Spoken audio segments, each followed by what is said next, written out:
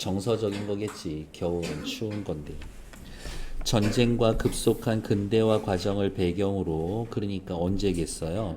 50에서 60년대를 배경으로 하는 거겠지.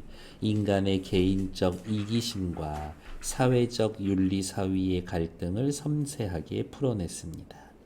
소외된 인물과 가치관에 혼란된 인물 둘을 통해 참된 가족 관념과, 가족이라는 건 그냥 끝까지 가족인 건데, 윤리적 가치를 찾아가는 과정이 제시되어 있습니다.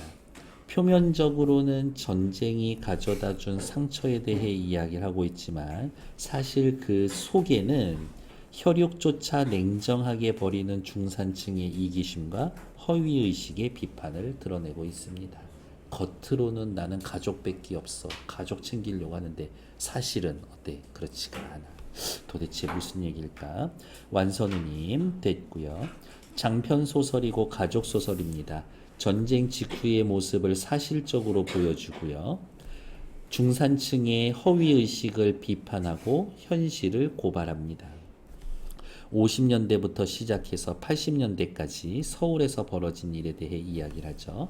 주제는 잘 만나기 힘든 주제니까 체크는 해놓죠.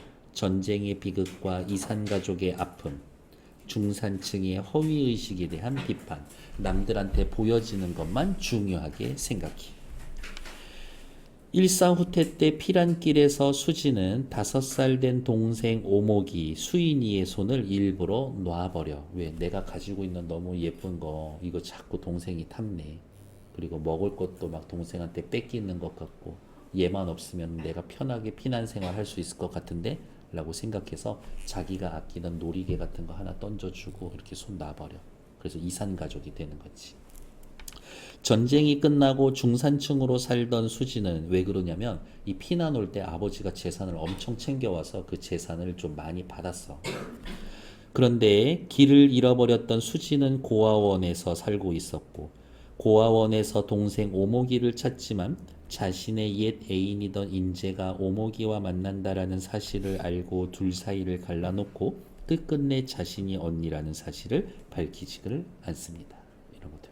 자기 자신을 위해서. 왜? 너무 이렇게 막장인 것 같아 내용이? 수지는 부유한 남자와 결혼해서 행복하게 살지만 오목이는 가난한 남편 일환의 학대로 고통스러운 시간을 보냅니다. 이 오목이가 그렇게 고통스러운 시간을 보내는 이유는 사실은 누구 때문이야? 수지 때문인 거지.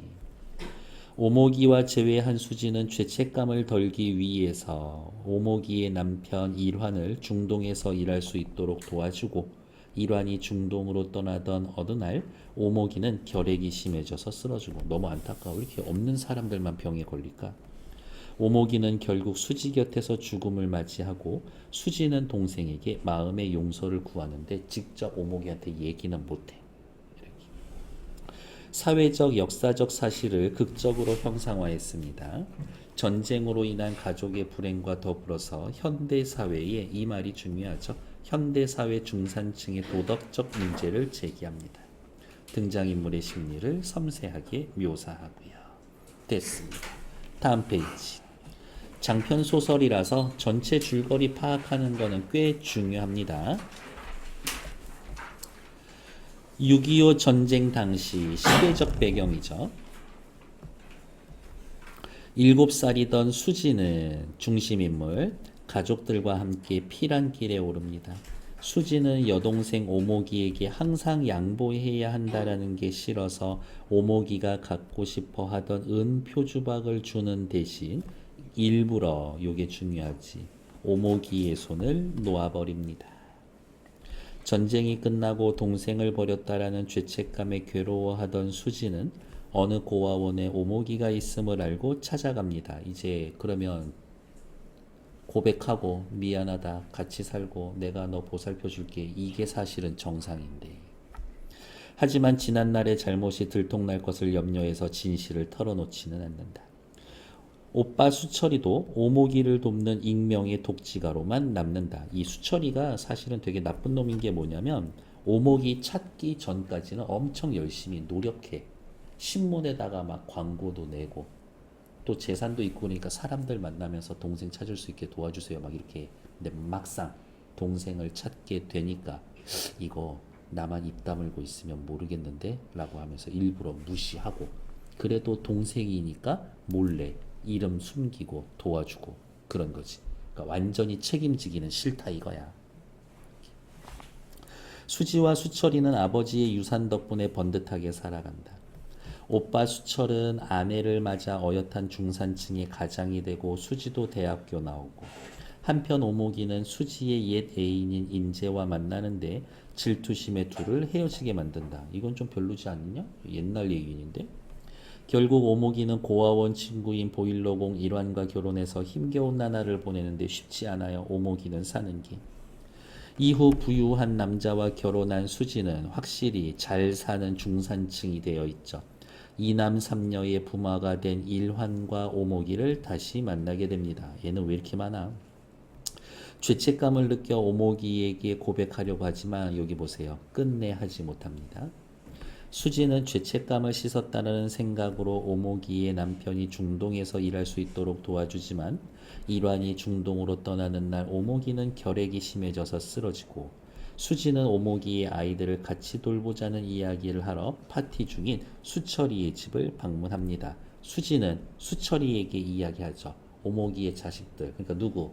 우리 조카들 우리가 키워야 되지 않겠어? 라고 이야기를 하러 갈 거야. 근데 수철이 받아들일까? 받아들이지 않을 거예요. 파티를 즐기는 사람들, 이 파티라는 게 중산층의 삶을 대표하는 거지. 지금의 중산층하고는 느낌이 조금 달라요. 그냥 잘 사는 사람들이야, 잘 사는 사람들. 흔히 이야기하는 그냥 번듯한 직장 있고 사업하고 정말 돈 걱정 없는 사람들.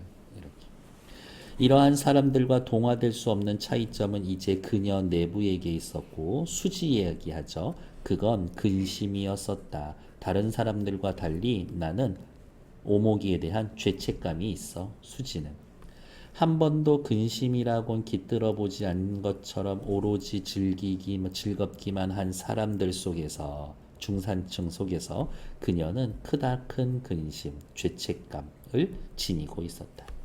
수지는 오빠를 찾아온 게 그 근심을 나누기 위해서였다라는 걸 잊어버린 양 그 근심에 강한 애착을 느꼈다. 내가 동생을 버렸어. 라는 죄책감과 함께 좋아. 내가 동생이 낳은 자식들, 조카들을 보살피면 그 죄책감을 다 씻을 수 있어. 라고 생각하기 때문에 그 근심에 강한 애착을 느끼는 거야. 그 근심을 수철이에게 나눠준다라는 건 돼지에게 진주를 던져주는 것처럼 어리석은 짓이라는 극단적인 격정이 그녀를 사로잡았다. 아니야. 조카들 책임지는 건 나만 질 거야.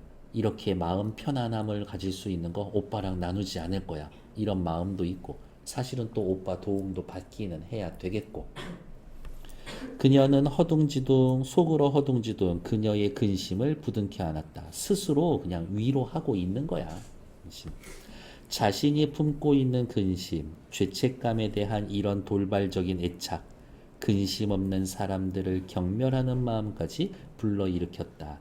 라고 하면서 어떻게 다른 사람들에 대해서 도덕적인 우월감을 느끼고 싶은 거야. 야, 난 니들하고는 달라. 난 가족 사랑해. 난 책임감이 있어. 니들하고는 달라. 그런 마음을 갖고 싶은 거지. 근심 없는 사람들이 헛개비처럼 텅 비어 보였다. 즐거운 파티도 사람들이 몽땅 비워놓은 자리에 아름다운 비단과 현란한 보석과 이국적인 훈향과 감각적인 소문만이 한데 어울려 들끓고 있는 것처럼 헛되고 허전해 보였었다.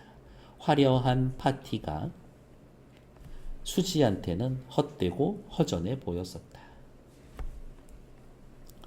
너댓패로 나눠져 있던 사람들이 여자 남자 두 패로 갈라져서 웃고 떠들기 시작을 했었다. 겉으로 보이는 외모나 신분 상승에만 관심을 갖는 중산층의 모습들.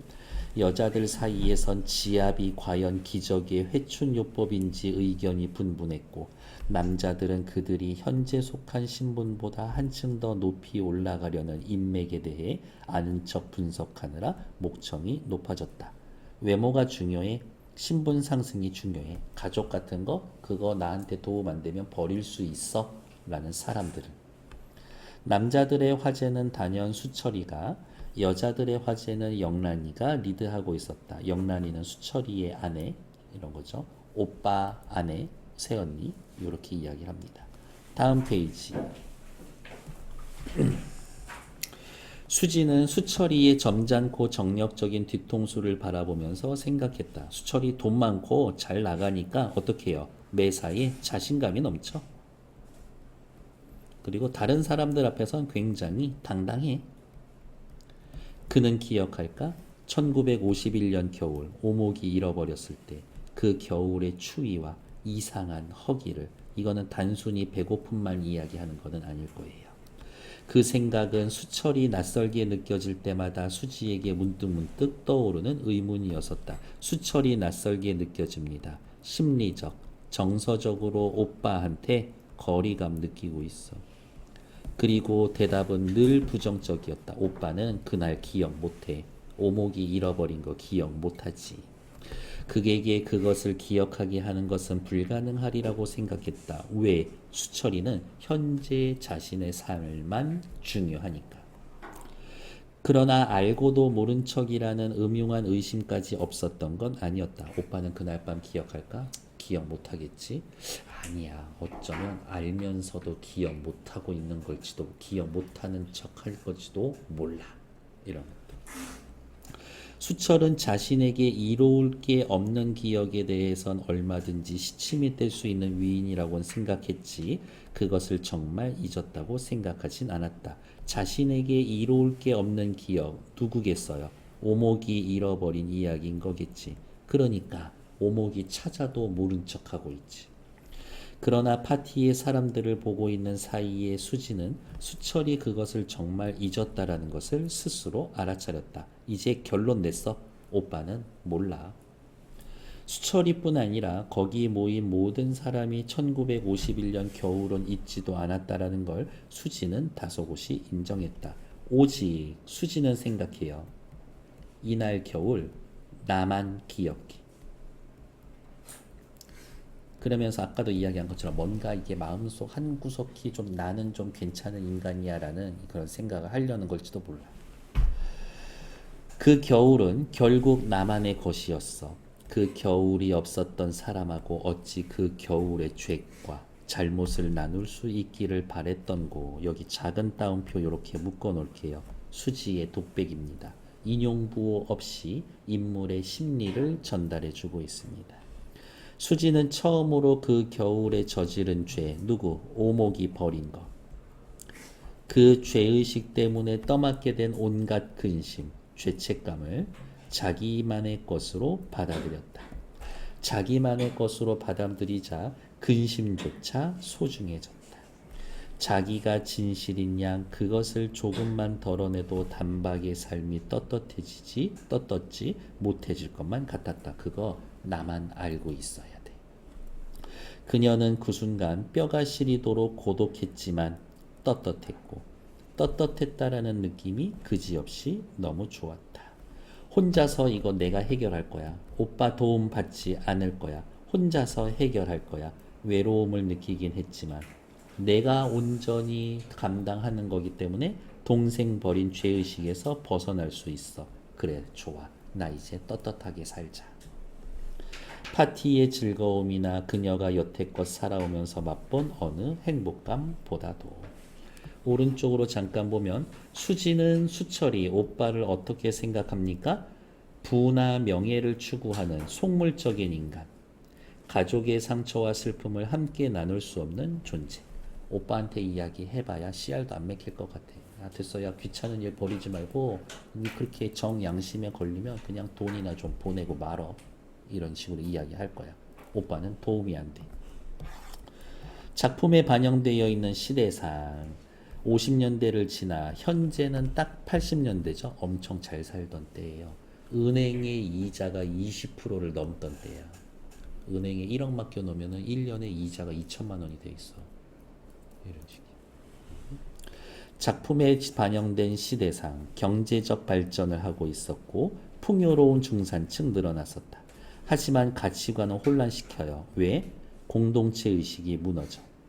가족이 붕괴되고 허위의식과 이기심이 대두되던 때지. 수지가 나누고 있었던 근심, 오빠한테 이야기하고 싶었었던 거는 뭐야? 겉으로는 오목이가 죽어가고 있다. 조카들 어떻게 키울 것인가? 이런 것. 하지만 빨간색 별표. 수지가 나누고자 했던 근심, 진심은 중산층으로 나는 잘 살아오면서 동생 돕지 못했다는 죄의식. 피란길에 동생 손 일부러 놓고 다시 만나서도 언니인 걸 밝히지 못하는 오목이와 관련되어 있는 죄책감. 다음 페이지. 화장실 쪽으로 가던 흰 머리가 수지를 보자 깜짝 놀라면서 말했다. 아, 충격입니다. 충격이에요. 네? 뭐가요? 글쎄요. 거기까지밖에 생각이 안 나네요. 흰머리가 어릿광대처럼 얼굴을 우스꽝스럽게 쭈그러뜨리고 말했다. 별 씨알 같지도 않은 그냥 헛소리 하는 거야. 농담하는 거야. 자, 있잖아. 너 봤어? 대박이지 않냐? 뭐가요? 아, 그냥 됐어? 그런 얘기인 거지. 수지는 너그럽게 웃어줬다. 흰머리는 화장실 쪽으로 비틀대면서 달려갔다. 술 취했어.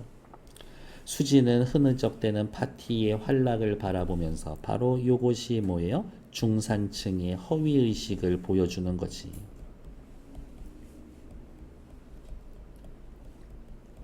거기에 충격을 줄 수 있는 방법은 이미 없다라고 생각했다. 니들 정신 차려. 아니야. 거기서 빠져나오지 못할 거야.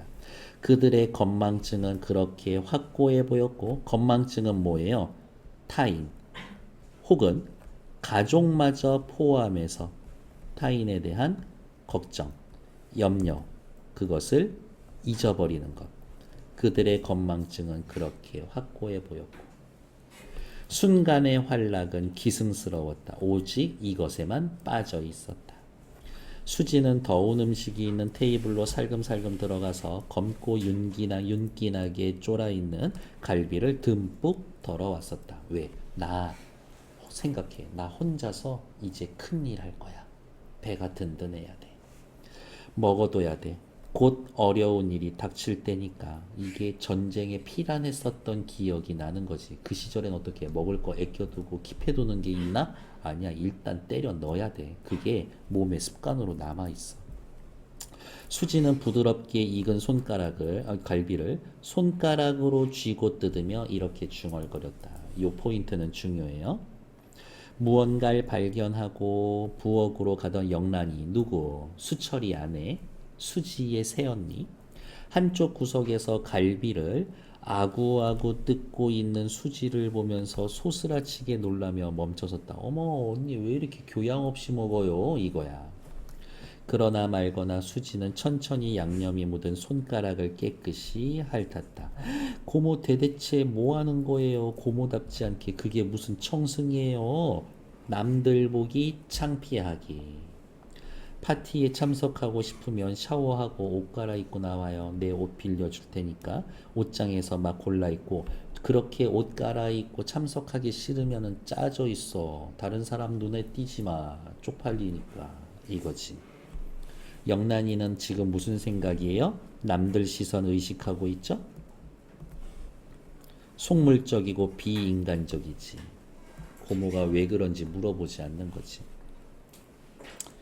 영란은 말끝을 흐리며 눈썹을 우아하게 찡그렸다. 그나마 어때? 마지막 그 순간까지 엄청 위선적이지. 우아하게. 갈게 언니. 수지는 오목이의 5아이 중 2이나 3줌을 나눌 수 있기를 기대했던 자신의 마음이 부끄러워 얼굴이 화끈했다. 아, 이런 영란이 같은 여자한테 조카들 2, 3 맡아달라고 하면은 욕만 어먹지. 정말 이빨도 안 들어갈 것 같아. 이렇게. 수철이가 맡는다라고 해도 실질적으로 떠맡아 양육할 사람은 영란인데 영란이에게 그 아이를 돌보게 한다라는 건 생각만 해도 치가 떨리는 일이었다. 왜? 이런 여자한테 맡겨놨다 내 조카들 엄청 구박받으면서 살 것 같다. 맡고 돌보기게 하는 건 고사하고 그 아이들을 천인이나 거지 대하듯 바라볼 영란이의 교만하고 정없는 시선 앞에 그 아이들, 오목이의 자식들, 수지의 조카를 잠시 내보이는 것도 단연코 허락할 수 없다고 생각했다. 그 시선만 생각했더니 바로 이렇지. 생각만 해도 그것은 아이들에 대한 최악의 모독이었다. 차라리 고아원 보내는 게 더 나을 수도 있겠다 싶어. 영란이 밑에서 키우느니. 하마터면 큰일 날 뻔했지. 뭐야 큰일 날 뻔했다. 뭐? 영란이한테 애 맡기는 거. 수지는 속으로 이렇게 중얼대며 마치 그 아이들이 그 앞에 있는 양 허둥지둥 영란의 시선을 피해서 그 아이들을 치마폭 가득 품속 가득 껴안았다. 좋았어. 수지는 생각해. 걔네들 내가 감당할 거야. 내가 보살필 거야. 라고 생각을 했다. 마음속으로 껴안은 그 얘들의 체온이 따뜻하고 가슴이 찐하도록 사랑스러웠다. 남의 자식을 그렇게 찐한 마음으로 안아보긴 처음이었다. 따지면은 사실은 남의 자식은 아닌데 조카니까 피를 나눈 거겠지. 영란의 그 시선을 그 아이들에 대한 참을 수 없는 모독이라고 느낀 그 순간부터 수지는 더 이상 아이들에 대한 마음을 속일 수가 없었다. 이거 정말 내 새끼처럼 보살펴 주어야겠다. 저거 내가 온전히 책임지고 보살피리라. 이런 생각들. 사랑하고 예뻐하고 책임지고 싶은 마음. 사랑하고 예뻐하고 책임지고 싶은 마음. 그게 자신의 마음. 아직은 좀 생소했지만 이기심의 껍질로 더 이상 쌓아놓을 수 없을 만큼 싱싱하고 힘센 용트림을 하고 있었다. 진짜 마음 단단히 굳혔어. 조카들 내가 책임지겠어. 그 계집 애들을 지겨워한 것조차 사랑이었다고 감히 말할 수 있을 것 같았다. 나 걔네들 이제 사랑할 거야. 이제 자신의 죄를 뉘우치고 그것을 수습할 수 있는 방법을 생각해내고 있는 거겠지. 밑으로 내려오자. 인물의 성격, 수지. 어쨌든 피란길에서 동생 버렸죠. 자신의 잘못에 의해 죄책감을 가지면서도 동생에게 사실을 밝히길 두려워하는 위선적인 인물인 건 맞아. 책임감을 진다고 그 잘못이 사라지는 건 아니야. 오목이 언니에게 버림받고 고아원에서 지내고 가난하게 살다가 이제 죽기 직전이야. 수철이 고아원에 있는 오목이를 이거지 익명으로 후원해. 가정의 평안을 위해서 끝까지 진실을 외면하는 위선적인 인물이야. 동생 조카인데 데려올 수도 있지. 근데 데려올 수 있는데 꺼리는 거는 뭐야? 내 아내 영란이가 그거 싫어할 것 같아. 그래서 조카 안 데려오는 거거든. 영란이 수철의 아내 체면을 중요시합니다.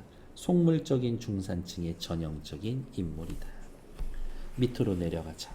수지의 심리 변화. 수지 오목이가 어떻게 살아있는지 알기 전까지는 중산층으로 아버지가 남겨놓은 유산으로 허위의식 속에서 살고 있었어. 오목이가 자신의 동생임을 알면서도 사실을 밝히지 않고 오목이의 어려움을 외면했지. 하지만 어느 순간 죄의식을 느끼면서 반성해. 자신의 잘못을 인정하고 그것을 떳떳하다고 느껴. 잘못을 인정하는 나 자체가 저 사람들하고 달라. 오목이의 아이들에게 애정을 느끼고 진심으로 키우자고 마음먹었어. 그러는 와중에 오빠한테 조금 도와달라라고 했었지만 결국은 오빠에게 실망하고 중산층, 저런 위선적인 인간들이라고 생각을 해. 나도 한때는 저런 인간이었지 라고 생각하는 거지. 다음 페이지. 어디가 있냐? 어머머머머. 어디가 있냐? 어디가 있냐? 오케이. 친정집에다 5아이 중 며칠 덜기는커녕 하나라도 놓칠세라 치마폭 품속 가득히 껴안고 뭐 하는 거야? 5명 내가 다 키울 거야. 수지는 병원으로 다름질 쳤다. 왜? 오목이한테 얘기해 주려고. 더 늦기 전에 오목이에게 자신의 모습을 자랑하고 싶었다. 용서 빌기 전에 자랑하고 싶었다. 지금 수지는 오목이한테 뭐 하고 싶어? 자랑도 하고 싶고 용서도 빌어야 하고. 베풀어진 은총처럼 마음속에 5아이가 그녀의 기쁨으로 가득 채웠다. 용서를 이제 빌기로 생각했어. 병원에서 오모기의 임종이 임박해 가족을 찾고 있었다. 주사로 임종을 잠시 늦춰두고 있는 상태라고 믿어지지 않을 만큼 오모기의 의식은 뚜렷했고 표정은 해맑았어. 그러면 이 상태에서 오모기가 하는 이야기는 어떻게 다 진심이야. 뭐 약에 취했거나 죽기 직전에 마음이 약해져서 하는 얘기가 아니라 정말 하고 싶은 이야기를 할 거야. 자신의 의지대로. 아 언니 어디 갔었어? 아우 못 보고 죽을까봐 얼마나 조바심했는지 몰라. 이거 좀 농담 분위기 띄우려고 농담한 것 같아. 죽기 전에 꼭 하고 싶은 말이 있었거든. 아유 이걸 왜 여태 참았나 몰라. 죽을 때까지 하여튼 미련한 건 알아줘야 한다니까. 오목이는 마지막으로 재미있는 농담이라도 한 만큼 장난스러운 미소를 띠고 이렇게 말을 했다. 그러나 오목이의 목소리는 숲속길을 걸을 때 옷소매를 스치고 나무 사이로 도망치는 미풍이나 환청처럼 수지가 느꼈을 때 오목이의 목소리는 인간적인 애증과 갈등이 남김없이 걸러진 고요하고 무심한 것. 수지가 들었을 때 오목이의 목소리는 너무 평온하고 평온해. 누구와는 달리 위선적인 나와는 달리. 그런 오목이의 목소리는 죽음의 끝까지 따라다니는 설마 하는 비현실감을 단숨에 몰아냈었다. 얘 목소리 이렇게 너무 좋은 거 보니까 병 다 낫고 사는 거 아니야? 라고 순간 생각이 잠깐 들었는데 아니지. 얘 진짜 죽기 전에 마지막 힘을 끌어내는 거구나. 그 정도 생각이죠. 그리고 죽음을 직시해야 하는 일을 피할 수 없게 됐다는 크나큰 두려움이 수지를 엄습했다. 수지는 떨리는 목소리로 말을 했다. 이 부분 있죠. 죽음을 직시하는 일을 피할 수 없게 됐다. 그러니까 어떻게? 오목이 죽기 전에 고백해야 돼. 그러니까 따라서 어떻게? 나 지금 모든 일을 고백해야 한다. 라는 생각을 갖게 하는 거지. 오모가 나 사실은 할 얘기가 있는데 자신의 잘못을 고백하고 용서를 빌어야 하는 거겠지. 진작 했어야 하는 이야기인데 왜 여태껏 못했는지 몰라. 미안하게. 내가 친언니고 너를 버린 게 나다. 용서를 구하려고 하는 거지. 언니 내가 먼저야. 오목이가 섬뜩하도록 강경한 목소리로 말하면서 믿을 수 없을 만큼 바짝 마른 팔로 허공을 내줬었다. 어쩌면 오목이는 알고 있었을지도 몰라. 언니, 내가 언니를 얼마나 싫어했는지 언니는 아마도 모르고 있을 거야. 고아원에서 처음 만났을 때부터 난 언니가 싫었었어. 왜? 오목이는 고아원에서 처음 만난 수지를 가식적이라고 느꼈었거든. 사진 찍으러 오는 아줌마구만. 이 정도.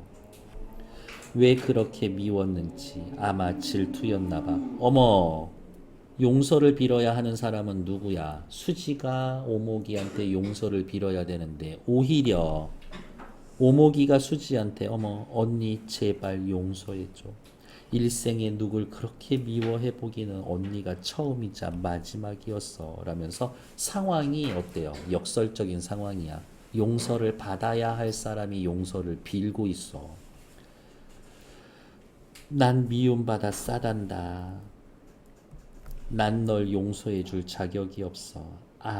네가 내 죄를 알면 동생 버리고 혼자서 잘 살아왔었던 거를 안다면 너 나한테 네가 용서 구할 사람이 아니라는 거 알게 될 거야. 지금이라도 나 때려 죽이고 싶을걸? 이런 마음이 담겨져 있죠. 옆 페이지 볼게요. 용서를 해줘야 할 사람인 오목이가 오히려 오목이가 고백하고 용서를 빈다? 수지에게 버림받은 사실을 모르는 오목이가 오히려 수지에게 사과한다? 야, 위선적인 중산층, 니들은 용서도 제대로 못 구하지. 오히려 가난하고 못 사는 사람들이 용서를 더 잘 구하거든. 그 사람들이 훨씬 더 양심적이고 인간적이야. 이기적인 현대인들을 비판합니다. 이런 거 됐을까?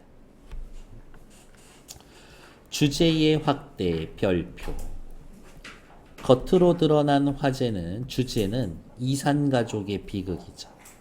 하지만 이산가족, 한 가족의 이야기만 하는 게 아니라 가족의 의미마저 해체하는 이기적이고 허위의식으로 가득 찬 중산층을 비판하는 겁니다. 이기적이고 허위의식으로 가득 찬 중산층은 어떤 사람들이야? 비극을 수용하거나 극복하지 않고 외면하는 사람들. 니들을 비판하는 겁니다. 수철이 수지를 비판하는 게 아니라 수철이 수지와 같은 당시 80년대의 중산층 다 비판하는 겁니다. 다음 페이지. 아, 언니 너무 미워해서 미안해. 아니야. 너도 내 사연 알면 그런 얘기 못 할 거야. 말 끊지 말고 들어. 나 계속 용서를 빌 거니까. 이런 마음이죠. 언니 내 말 안 끝났어. 내가 말 먼저 할 거야. 나한텐 시간이 없으니까. 근데 언니 내 미움은 참 이상해. 솔직해요. 내가 남을 내 마음처럼 믿고 의지하기도 언니가 처음이었어. 내가 언니 너무 미워했지만 사실은 언니한테 엄청 의지했어. 언니를 다시 만나기 전에 난 이미 죽었어야 했어. 막내 낳을 때 안 죽은 걸 의사는 기적이라고 말했지만 난 죽을래야 죽을 수가 없었지. 아이들 어떡하고 하냔 말이야. 애들 걱정 때문에 죽지 못하고 살아 있었어. 언니도 알다시피 우리 두 내외가 다 고아 아니요. 다 망가진 몸을 정신력 하나로 살아있다라는 게 얼마나 고달픈 일인지 언니는 아마 모를 거야. 나 솔직히 엄청 고달프게 살았어. 그때 언니를 다시 만났어. 언니를 만나고부터 정신력으로 살아있는 그 지겹고 고된 일로부터 노연할 때가 됐다 싶은 생각이 왜 그렇게 분명히 들었을까? 언니 만나고 나서부터 언니한테 의지하고 나 마음이 좀 편안해졌어. 이상해. 아무튼 자기가 죽은 후에 자기 어린 자식을 마음 놓고 맡길 수 있다고 생각할 만큼 누구를 믿는 건 이게 여기 봐. 동기 간에도 여간 우위에 있는 동기가 아니면 있을 수 없는 일인데 난 언니한테 그걸 느낀 거야. 오목이는 아무것도 모르는 상태에서도 어떻게 자신의 언니한테 그런 표현이지. 핏줄이 땡기는 거야. 친언니라는 거는 1도 생각 못하지만 친언니한테만 느낄 수 있는 감정을 느끼고 있었던 거지. 언니한테 힘든 짐을 지워주려고 일부러 꾸민 얘기가 아니야. 꾸민 것처럼 이상한 얘기지만 정말이야. 자기 자식을 안심하고 맡길 수 있을 만큼 남을 믿을 수 있다라는 건 정말 너무도 큰 은총이야. 나 있잖아. 살면서 친언니처럼 믿을 수 있는 언니 만난 거 은총이야. 하늘의 선물인 것 같아. 언니 정말 고마워. 언니에 대한 내 믿음과 사랑과 감사의 표시로 언니에게 이걸 주고 싶었어. 아, 이 장면은 너무 슬퍼. 이걸 주고 싶었어. 이건 내 전 재산이자 내 모든 거야. 내가 죽는 날까지 알기를 그렇게 원했지만 결국 못 알아내고만 나의 정체까지도 이 속에 포함되어 있거든. 이거 내가 고아가 될 때부터 내가 지녀온 유일한 물건이야. 난 이걸로 내 정체를 어떻게든 건져보려고 애썼지만 허사였었어. 이걸 가지고 어떻게 가족을 찾는 데 쓰려고 했었었는데. 아, 내 아이들. 천근의 무게처럼 힘겹게 건네준 건 은표주박이었었다. 나중에 이산가족 찾았을 때 언니가 이거 나 줬었는데 기억나? 라고 해서 맞아 그거 내가 너한테 줬던 거야 라고 하면은 친언니를 찾는 증표가 될 수 있는 거잖아. 그래서 그거를 계속 평생 가지고 있었던 거지. 은행알만 하고 청홍의 칠보가 아직도 영롱한 은놀이기였다. 엄청 관리 잘 하고 있었나 보죠. 수지는 벼락을 맞은 것처럼 공구에서 풀썩 바닥에 무릎을 꺾고 그것을 받았다. 너무 충격받고 미안하고 죄스러운 마음이 들겠지. 나는 이거를 주고 동생을 떨고 냈는데 동생은 그거를 평생 지니고 있었어. 어쩌면 수지가 지금 꺾은 건 무릎이 아니라 이기심으로만 일관해온 그녀의 삶의 축이었었다. 나 인생 헛되게 살았어. 잘못 살고 있었어. 자신의 인생 전체에 대한 반성이지. 마침내 그것을 꺾으니 한없이 겸허하고 편안해지면서 걷잡을 수 없는 슬픔이 밀려왔다. 오모가, 아니 수인아, 넌 오모기가 아니라 수인이야.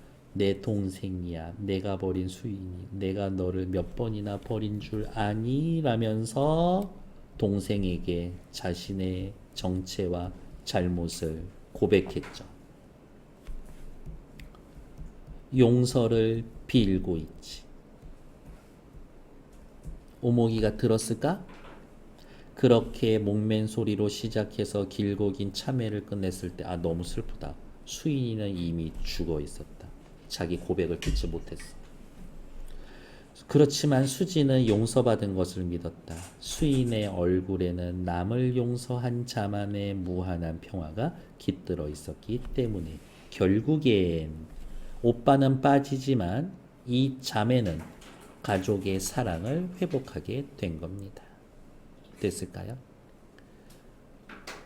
오목이가 나 언니 너무 미워했었는데 사실은 정말 친언니처럼 의지할 거는 언니밖에 없어 라고 이야기하면 죄책감을 느꼈겠지. 다음 페이지. 은표주박의 의미. 수지는 오목이에게 은표주박을 주고 동생을 버렸고 오목이는 죽기 전에도 은표주박을 건네주었고 수지에게 있어서는 동생을 버리는 도구, 죄악의 시작, 임종직전에 건네받음으로써 진정한 참회, 아이들에 대한 책임감. 오목이에게 있어서 은표주박은 인생의 불행의 씨앗, 정체성 찾기 위해 끝까지 간직한 인물.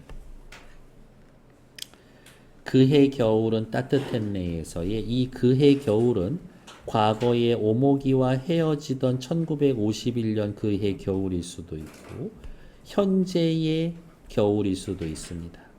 과거의 겨울이다라고 하면 진짜 추웠고 심리적으로도 추웠죠. 왜? 죄책감 가졌을 테니까. 현재 수지의 진정한 참회, 오목이의 용서, 가족 간의 정이 회복되어 따뜻한 겨울을 보낼 수 있게 되었다. 그 해부터 이어졌었던 겨울이 이제는 따뜻해졌다. 그냥 그 정도의 의미인 것 같아요. 됐을까? 그러니까 동생한테 이렇게 해가지고 휴대폰 지워주고 버리고 그러면 안 돼. 다음 페이지. 오목이에 대한 수지의 감정은 어떻게 변했습니까? 오목이한테 양보하는 게 싫었죠. 고아원에서 만났을 땐 일부러 외면했지. 그리고 일부러 외면할 때 오목이는 뭐야 초년 재수없게 쌀쌀 맞고 싫어했었지. 다시 만났을 때에는 죄책감을 느꼈을 겁니다. 은표주박이 오목이에게 어떤 의미가 있었을까요? 라는 건 외워서 쓰실 수 있을 정도로 첫 번째, 가족이 헤어지게 된 계기, 불행의 시작. 오목이가 고아가 되기 전부터 지금까지 지녀왔다 오목이의 정체성. 오목이가 죽기 전에 수지에게 건넨 물건, 수지에 대한 믿음. 언니 이게 내 인생 전부야 라면서 주는 건 어떻게? 내 자식들 부탁한다는 얘기지. 이 작품에서 수지가 오목이를 계속 외면했었던 이유는 뭡니까? 결국엔 수지의 이기심 때문에. 사실을 밝히면 정말 쓰레기처럼 비난받지 않을까? 걱정도 되고. 이거 얘기해도 되는 건가? 내가 제 인생 책임져야 되는데 그게 감당 가능할까? 그런 마음도 있었겠지. 결말 부분에 나타난 수지의 태도에 유의해서 오목이의 죽음 이후 수지는 어떻게 할까요? 5아이를 친자식처럼 뒷바라지하면서 키웠을 겁니다. 그리고 유전학적으로 조카하고 엄청 가까워요. 이렇게. 그래서 이모들 특히 조카 바보 있는 이유가 있어. 그 유전적으로 그 연관이 있어. 다음. 수지가 1951년 겨울 동생의 손을 일부러 놓은 행동을 어떻게 평가할 수가 있어요? 뭐 이건 읽어보시면 될 테고, 그럴만 했다라고 이해할 수도 있지만, 야, 아무리 생각이 없는 어린애라도 그렇게는 하면 안 되지, 이런 생각이 들 때도 있고. 문학작품에 유의했던 점 패스. 요거는 잘 보셔야 돼요. 공동체 구성원들에게, 얘는 아니구나. 오케이, 됐어. 얘 패스. 됐고. 다음. 네. 여러분들은 418페이지 하지 않으셔도 되고 419페이지 빈칸 확인하시고 그 다음에 421쪽 뒤에 문제 마무리 지어주시면 되겠죠. 오케이. 일단 정치.